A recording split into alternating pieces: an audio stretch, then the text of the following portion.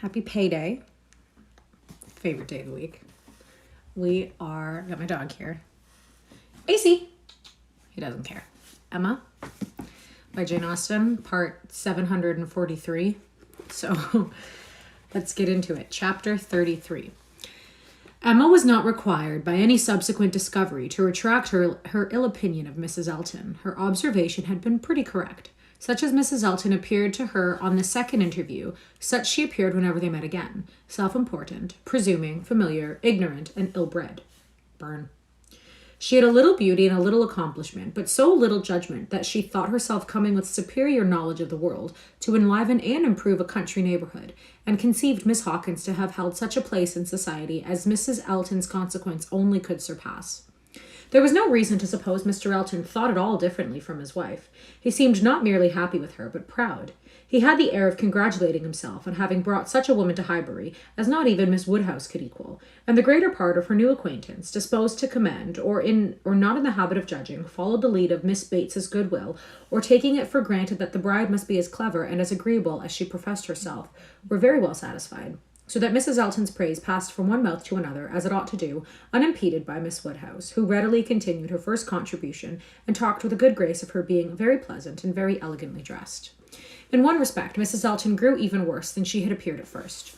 Her feelings altered towards Emma. Offended, probably, by the little encouragement which her proposals of intimacy met with, she drew back in her turn and gradually became much more cold and distant, and though the effect was agreeable, the ill will which produced it was necessarily increasing Emma's dislike. Her manners, too, and Mr. Elton's, were unpleasant towards Harriet. They were sneering and negligent. Emma hoped it must rapidly work Harriet's cure, but the sensations which could prompt such behavior sunk them both very much. It was not to be doubted that poor Harriet's attachment had been an offering to conjugal unreserve, and her own share in the story, under a colouring at least favourable to her and the most soothing to him, had in all likelihood been given also. She was, of course, the object of their joint dislike. When they had nothing else to say, it must be always easy to begin abusing Mrs. Woodhouse, and the enmity which they dared not show in open disrespect for her found a broader vent in contemptuous treatment of Harriet. Mrs. Elton took a great fancy to Jane Fairfax, and from the first. Not merely when a state of warfare with one young lady might be supposed to recommend the other, but from the very first, and she was not satisfied with expressing a natural and reasonable admiration, but without solicitation, or plea, or privilege, she must be wanting to assist and befriend her. Before Emma had forfeited her confidence, and about the third time of their meeting, she heard all Mrs. Elton's knight-errantry on the subject. Jane Fairfax is absolutely charming, Mrs. Woodhouse. I quite rave about Jane Fairfax. A sweet, interesting creature, so mild and ladylike, and with such talents. I assure you, I think she has extraordinary talents. I do not scruple to say that she plays extremely well. I know enough of music to speak delicately on that point, to speak decidedly on that point. Happy Big Bang Day. Happy Big Bang Day. I know enough of music to speak decidedly on that point. Oh, she is absolutely charming. You will laugh at my warmth, but, upon my word, I talk of nothing but Jane Fairfax, and her situation is so calculated to affect one. Miss Woodhouse, we must exert ourselves and endeavour to do something for her. We must bring her forward. Such talent as hers must not be suffered to remain unknown. I dare say you have heard those charming lines of the poet. Full many a flower is born to blush unseen and waste its fragrance on the desert air. I just have to do something really quick, sorry. I'll just put something behind. Cool. Okay. That's an ice pack because you are against a window and the sun is out and I don't want my phone to overheat. Okay. We must not allow them to be verified in sweet Jane Fairfax. I cannot think there is any danger in it, was Emma's calm answer. And when you are better acquainted with Miss Fairfax's situation and understand what her home has been, with Colonel and Mrs. Campbell, I have no idea that you will suppose her talents can be unknown. Oh, but dear Miss Woodhouse, she is now in such retirement, such obscurity, so thrown away. Whatever advantages she may have enjoyed with the Campbells are so palpably at an end. And I think she feels it. I am sure she does. She is very timid and silent. One can see that she feels the want of encouragement. I like her the better for it. I must confess it is a recommendation to me. I am a great advocate for timidity, and I am sure one does not often meet with it. But in those who are at all inferior, it is extremely prepossessing. Oh, I assure you, Jane Fairfax is a very delightful character, and interests me more than I can express.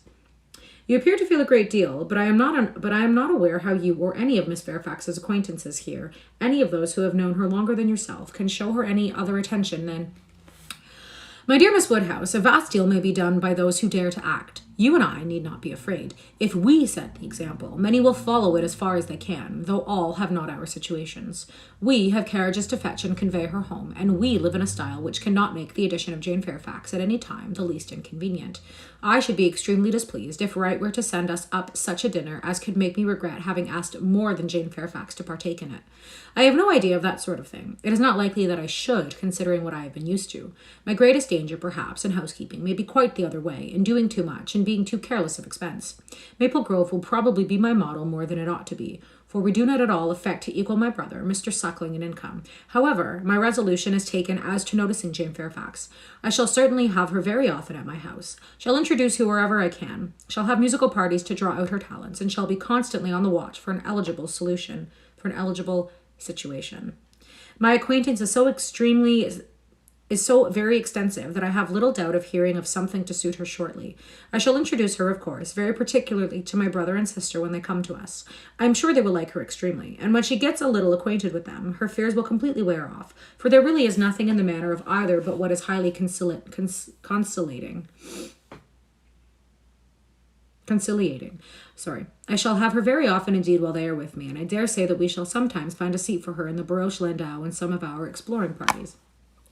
Poor Jane Fairfax, thought Emma, you have not deserved this. You may have done wrong with regard to Mr. Dixon, but this is a punishment beyond which you could have merited. The kindness and protection of Mrs. Elton, Jane Fairfax and Jane Fairfax. Heavens, let me not suppose that she dare goes about Emma Woodhousing me. But upon my honour, there seem no limits to the licentiousness of that woman's tongue. What does that mean? Emma had not to listen to such paradings again, to any so exclusively addressed to herself, so disgustingly decorated with the dear Miss Woodhouse. The change on Mrs. Elton's side soon afterwards appeared, and she was left in peace, neither forced to be the very particular friend of Mrs. Elton, nor, under Mrs. Elton's guidance, the very active patroness of Jane Fairfax, and only sharing with others in a general way, and knowing what was felt, what was meditated, and what was done. She looked on with some amusement. Miss Bates's gratitude for Mrs. Elton's attentions to Jane was in the first style of guileless simplicity and warmth. She was quite one of worthiness, the most amiable, affable, delighted woman, just as accomplished and condescending as Mrs. Elton meant to be considered. Emma's only surprise was that Jane Fairfax should accept those attentions and tolerate Mrs. Elton as she seemed to do. She heard of her walking with the Eltons, sitting with the Eltons, spending a day with the Eltons. This was astonishing. She could not have believed it possible that the taste or the pride of Miss Fairfax could endure such society and friendship as the vicarage had to offer. She is a riddle, quite a riddle, said she, to choose to remain here month after month, under privations of every sort, and now to choose the mortification of Mrs. Elton's notice and the penury of her conversation, rather than return to the superior companions who have always loved her with such real, generous affection. Jane had come to Highbury professedly for 3 months. The Campbells were gone to Ireland for 3 months, but now the Campbells had promised their daughter to stay at least till midsummer, and fresh invitations had arrived for her to join them there. According to Miss Bates, it all came from her. Mrs. Dixon had written most pressingly. Would Jane but go, means were to be found, servants sent, friends contrived, no travelling difficulty allowed to exist, but still she had declined it. She must have some motive more powerful than appears for refusing the invitation, was Emma's conclusion. She must be under some sort of penance, inflicted either by the Campbells or herself. There is great fear, great caution, great resolution somewhere. She is not to be with the Dixons. The decree is issued by somebody. But why must she consent to be with the Eltons? Here is quite a separate puzzle. Upon her speaking her wonder aloud on that part of the subject, before the few who knew her opinion of Mrs. Elton, Mrs. Weston ventured this apology for Jane. We cannot suppose that she has any great enjoyment at the vicarage, my dear Emma, but it is better than being always at home. Her aunt is a good creature, but, as a constant companion, must be very tiresome. We must consider what Miss Fairfax quits before we condemn her taste for what she goes to. You're quite right, Miss Weston, said Mr. Knightley warmly. Miss Fairfax is capable as any of us of forming a just opinion of Mrs. Elton. Could she have chosen with whom to associate, she would not have chosen her.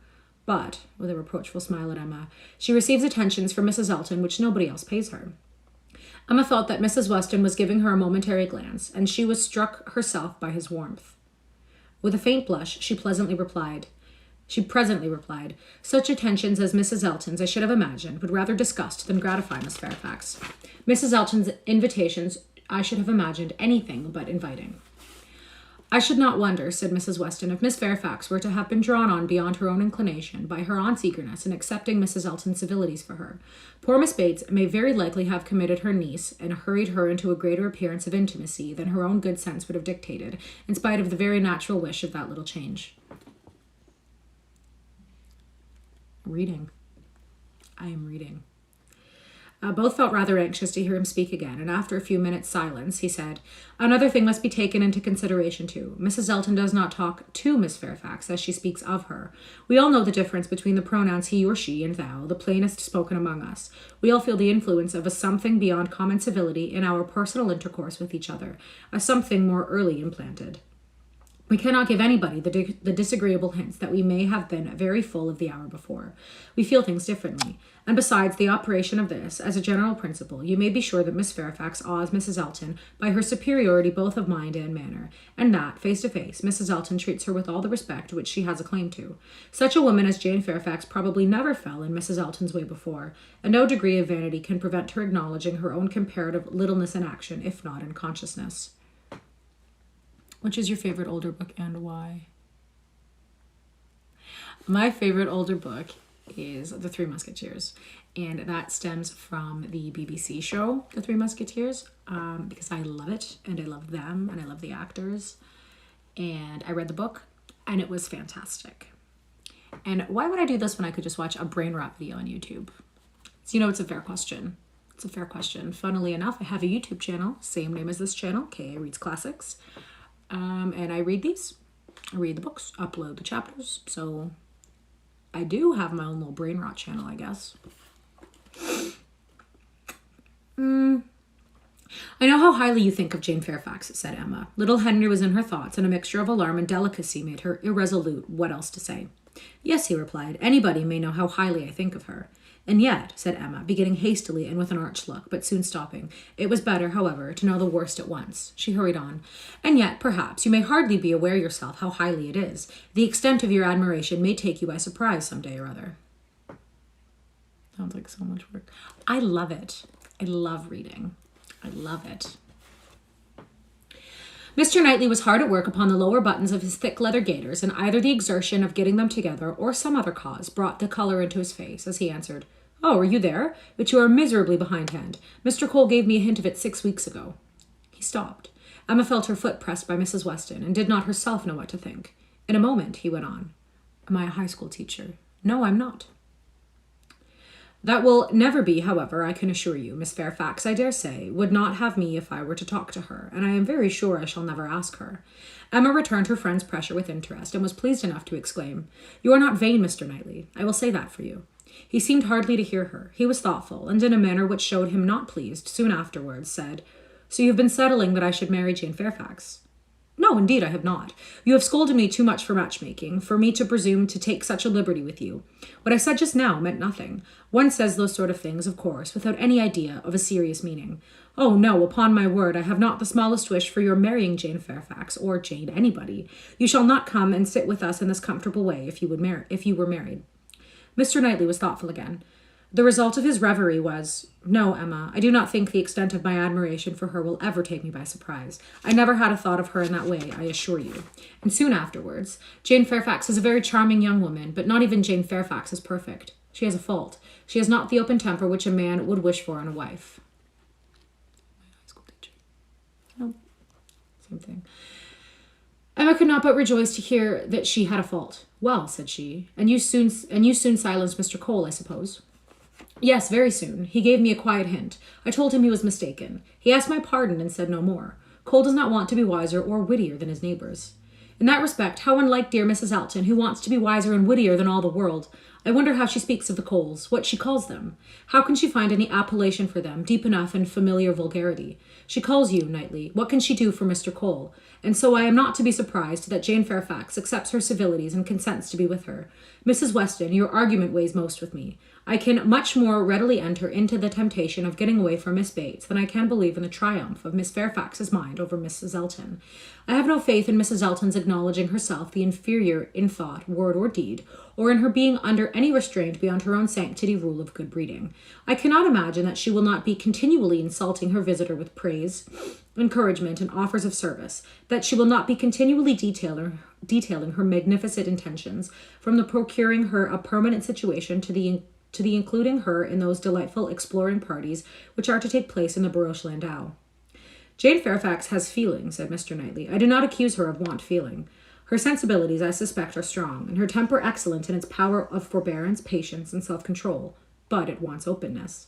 She is reserved, more reserved, I think, than she used to be, and I love an open temper.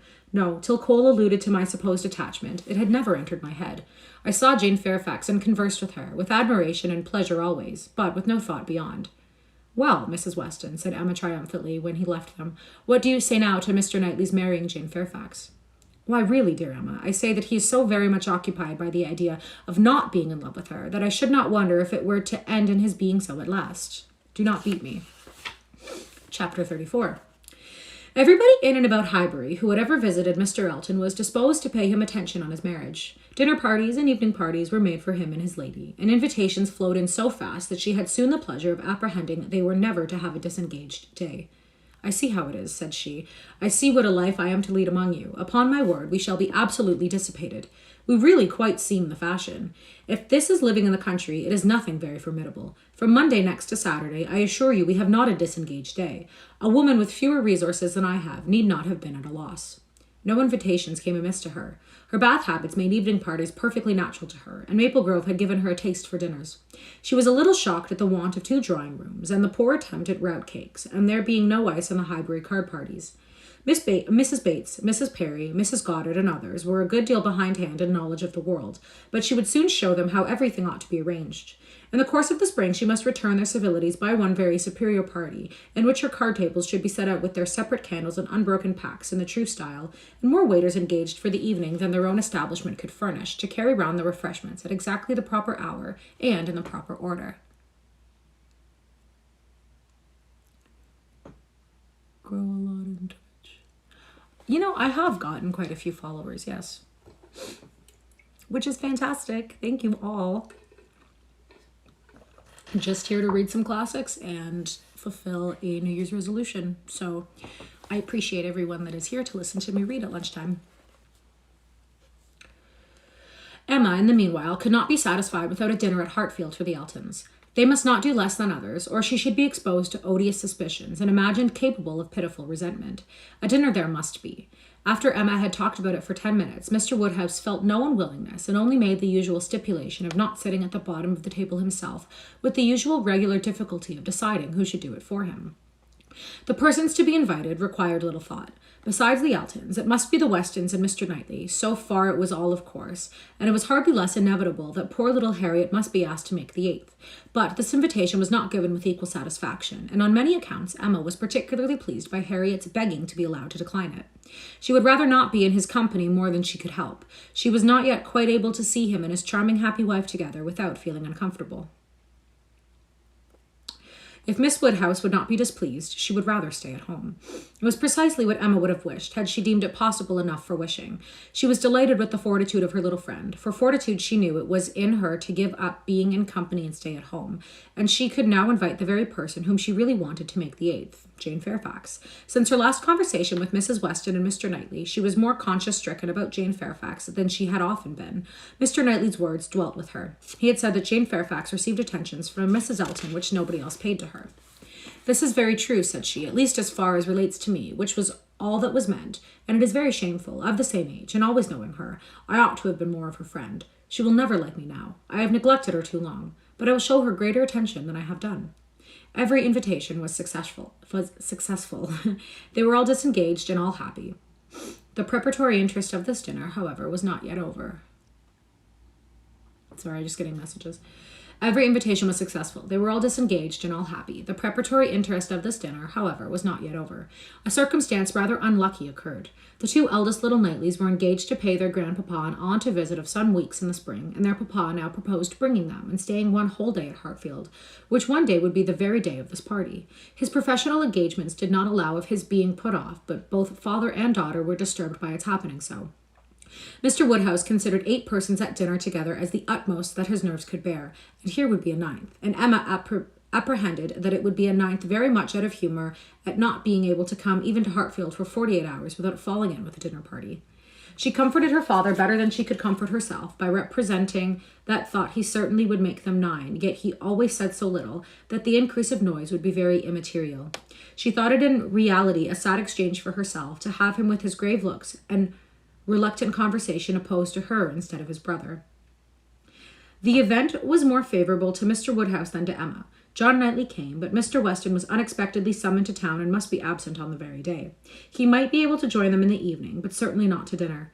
Mr. Woodhouse was quite at ease, and the seeing him so, with the arrival of the little boys and the philosophic composure of her brother on hearing his fate, removed the chief of even Emma's vexation. The day came, the party were punctually assembled, and Mr. John Knightley seemed early to devote himself to the business of being agreeable. Instead of drawing his brother off to a window while they waited for dinner, he was talking to Miss Fairfax. Mrs. Elton, as elegant as lace and pearls could make her, had looked on Mrs. Elton, as elegant as lace and pearls could make her, he looked at in silence, wanting only to observe enough for Isabella's information. But Miss Fairfax was an old acquaintance and a quiet girl, and he could talk to her. He had met her before breakfast, as he was returning from a walk with his little boys, when it had been just beginning to rain. It was natural to have some civil hopes on the subject, and he said, "I hoped you did not venture far, Miss Fairfax, this morning, or I am sure you must have been wet. We scarcely got home in time. I hope you turned directly." "I only went to the post office," said she, "and reached home before the rain was much. It is my daily errand. I always fetch the letters when I am here. It saves trouble, and is a something to get me out. A walk before breakfast does me good." Not a walk in the rain, I should imagine." "No, but it did not absolutely rain when I stepped out." Mr. John Knightley smiled and replied, "That is to say, you choose to have your walk, for you were not 6 yards from your own door when I had the pleasure of meeting you, and Henry and John had seen more drops than they could count long before. The post office has a great charm at one period of our lives. When you have lived to my age, you will begin to think letters are never worth going through the rain for." There was a little blush, and then this answer.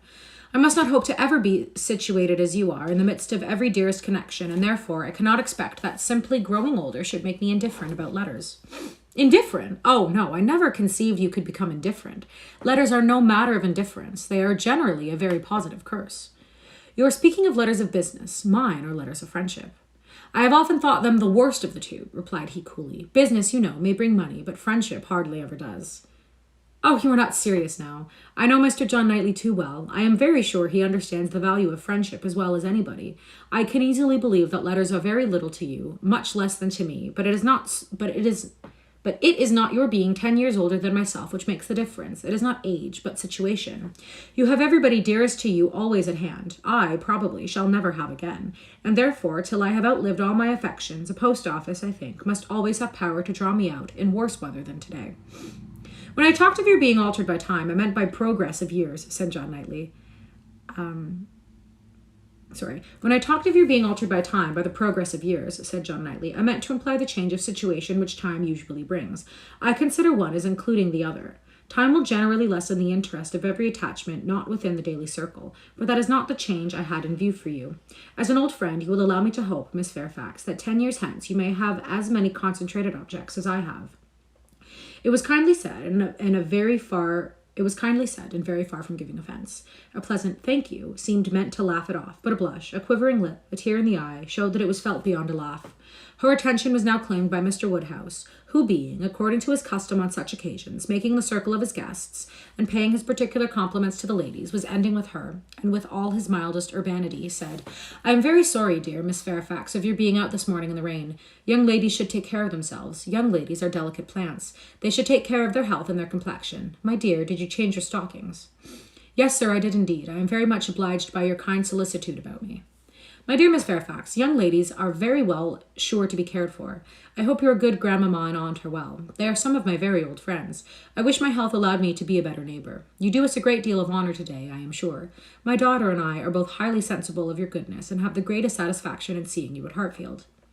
The kind-hearted, polite old man might then sit down and feel that he had done his duty, and made every fair lady welcome and easy. By this time, the walk in the rain had reached Mrs. Elton, and her remonstrance has now opened upon Jane. "My dear Jane, what is this I hear? Going to the post office in the rain? This must not be, I assure you. You sad girl, how could you do such a thing? It is a sign I was not there to take care of you." Jane very patiently assured her that she had not caught any cold. "Oh, do not tell me. You really are a very sad girl, and do not know how to take care of yourself. To the post office, indeed. Mrs. Weston, did you ever hear the like? You and I must positively exert our authority." "My advice," said Mrs. Weston kindly and persuasively, "I certainly do not feel tempted to give. Miss Fairfax, you must not run such risks. Liable as you have been to severe colds, indeed you ought to be particularly careful, especially at this time of year. The spring, I always think, requires more than common care. Better wait an hour or two, or even half a day for your letters, than run the risk of bringing on your cough again. Now, do not you feel that you had? Yes, I am sure you are much too reasonable. You look as if you would not do such a thing again." "Oh, and she shall not do such a thing again," eagerly rejoined Mrs. Elton. "We will not allow her to do such a thing again," and nodding significantly. "Here must be some arrangement made. There must, indeed. I shall speak to Mr. E., the man who fetches our letters every morning. One of our men, I forget his name, shall inquire for yours too and bring them to you. That will obviate all difficulties for you, and from us I really think, my dear Jane, you can have no scruple to accept such an accommodation." "You are extremely kind," said Jane, "but I cannot give up my early walk. I am advised to be out of doors as much as I can. I must walk somewhere, and the post office is an object. And, upon my word, I have scarcely ever had a bad morning before." "My dear Jane, say no more about it. The thing is determined. That is," laughing affectedly, "as far as I can presume to determine anything without the concurrence of my lord and master. You know, Mrs. Weston, you and I must be cautious how we express ourselves. But I do flatter myself, my dear Jane, that my influence is not entirely worn out. If I meet with no insuperable difficulties, therefore, consider the point as settled." "Excuse me," said Jane earnestly, "I cannot by any means consent to such an arrangement, so needlessly troublesome to your servant. If the errand were not a pleasure to me, it could be done, as it is always when I am not here, by my grandmamma's." "Oh, my dear, but so much as Patty has to do, and it is a kindness to employ our men." Jane looked as if she did not mean to be conquered, but instead of answering, she began speaking again to Mr. John Knightley. "The post office is a wonderful establishment," said she. "The regularity and dispatch of it. If one thinks of all that it has to do, and all that it does so well, it is really astonishing. It is certainly very well regulated. So seldom that any negligence or blunder appears, so seldom that a letter, among the thousands that are constantly passing about the kingdom, is even carried wrong, and not one in a million, I suppose, actually lost. And when one considers the variety of hands, and of bad hands too, that are to be deciphered, it increases the wonder. The clerks grow expert from habit. They must begin with some quickness of sight and hand, and exercises improve them. If you want any further explanation," continued he, smiling, "they are paid for it. That is the key to a great deal of capacity. The public pays, and must be served well." The varieties of handwriting were further talked of, and the usual observations made. "I have heard it asserted," said John Knightley, "that the same sort of handwriting often prevails in a family, and where the same master teaches, it is natural enough. But for that reason, I should imagine the likeness must be chiefly confined to the females, or boys have very little teachings after an early age, and scramble into any hand they can get. Isabella and Emma, I think, do write very much alike. I have not always known their writing apart." "Yes," said his brother hesitatingly, "there is a likeness, I know what you mean, but Emma's hand is the strongest." "Isabella and Emma both write beautifully," said Mr. Woodhouse, "and always did, and so does poor Mrs. Weston," with half a sigh and half a smile at her. "I never saw any gentleman's handwriting," said Emma, looking also at Mrs. Weston, but stopped on perceiving that Mrs. Weston was attending to someone else, and the pause gave her time to reflect. "Now, how am I going to introduce him? Am I unequal to speaking his name at once before all these people? It is necessary for me to use any roundabout phrase. Your Yorkshire friend, your correspondent in Yorkshire. That would be the way, I suppose, if I were very bad. No, I can pronounce his name without the smallest distress. I certainly get better and better. Now for it." Mrs. Weston was disengaged, and Emma began again. "Mr. Frank Churchill writes one of the best gentleman's hands I ever saw." "I do not admire it," said Mr. Knightley. "It is too small. It wants strength. It is like a woman's writing." This was not submitted to by either lady. They vindicated him against the base aspiration.